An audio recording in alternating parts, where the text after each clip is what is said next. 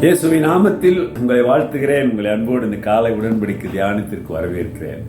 And you most welcome to the covenant of the day. God is good. And today is 26th November 2025, Wednesday, புதன்கிழமை. நல்லா இருக்கீங்களா?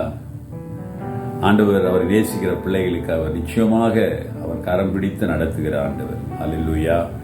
ஐயா, வாழ்க்கையில் போராட்டங்கள் வருங்க, ஆனால் அவர் நம்ம கூட இருக்கிறார். சிங்க குகையிலே ஆண்டவர் இருந்தார். நெருப்பு எரிகிற நடுவிலே ஆண்டவர் இருந்தார். புயலும் காற்று அடித்த கடலில் படகிலே ஆண்டவர் இருந்தார்.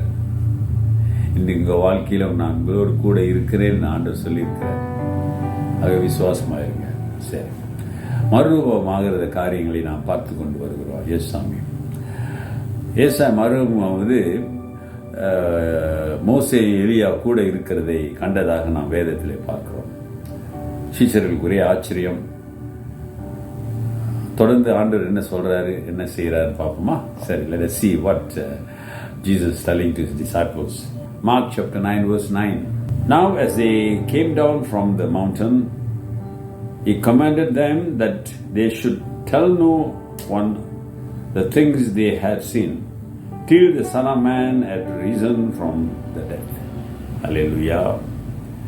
அவர்கள் மலையிலிருந்து இறங்கின போது அவர் அவர்களை நோக்கி, மனுஷகுமாரன் மரித்தோரிலிருந்து எழுந்திருக்கும் வரைக்கும் நீங்கள் கண்டவைகளை ஒருவருக்கும் சொல்ல வேண்டாம் என்று கட்டளையிட்டார். அல்லேலூயா. இந்த மர்மமான காரியத்தை ஆண்டவர் சொல்ல வேண்டாம் என்று கட்டளையிட்டிருக்கிறார். ஆச்சரியமா இருக்கு.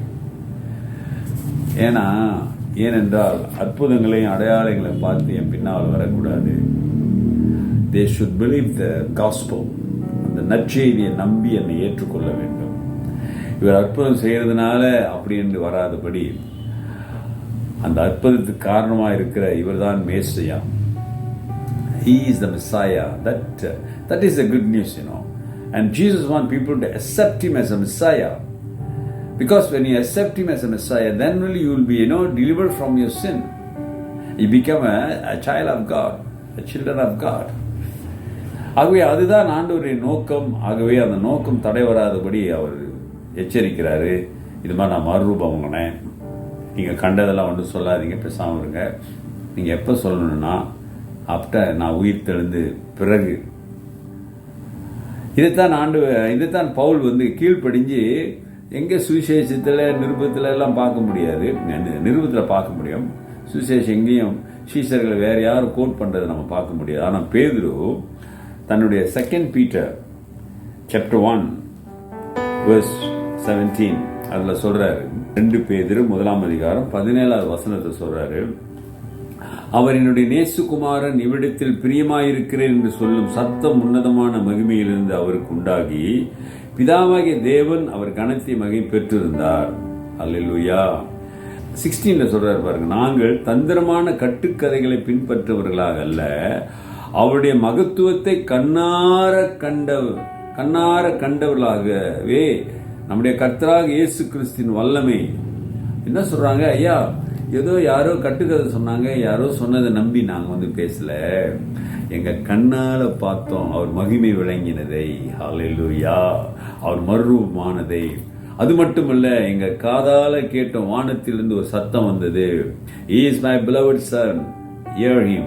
இவர் என்னுடைய நேசுகுமாரன், எவருக்கு செவி கொடுங்கள் என்கிற சத்தத்தை நாங்கள் கேட்டோம் என்று சாட்சியாய் சொல்கிறார். பிறகு அல்லேலூயா.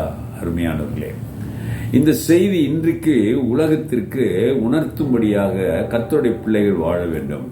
We have to stand, we have to live this good news. What the good news? Jesus is the beloved son and he is the Messiah and must hear him.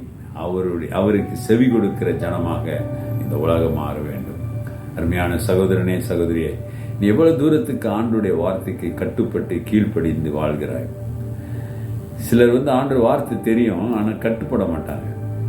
அவன் இஷ்டம் தான் செய்வான். He know the truth, but he doesn't want to obey. Sometimes the ego comes. Why should I, நமக்கு விடும், அந்த பெருமை விடும். ஆகவே நாம் என்ன செய்யணும்? ஏன் இதுக்கு கட்டுப்படணும்? முடியாது, நான் முடியாது. சகோதரனே, சகோதரியே, உன் முன்னிலைமையிலும் பின்னிலைமை மோசமாகாதபடி. மறுபடி சொன்னார் வசனம், ஏசாமி சொன்னார், முன்னிலைமையிலும் பின்னிலைமை மோசம் ஆகாதபடி, மோசம் போகாதபடி, ஆகாதபடி கர்த்தருக்கு கீழ்ப்படி.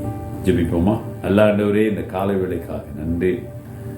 மறுரூபத்தின் மூலம் எங்களுக்கு நீர் வைத்திருக்கிற செய்திக்காக நன்றி.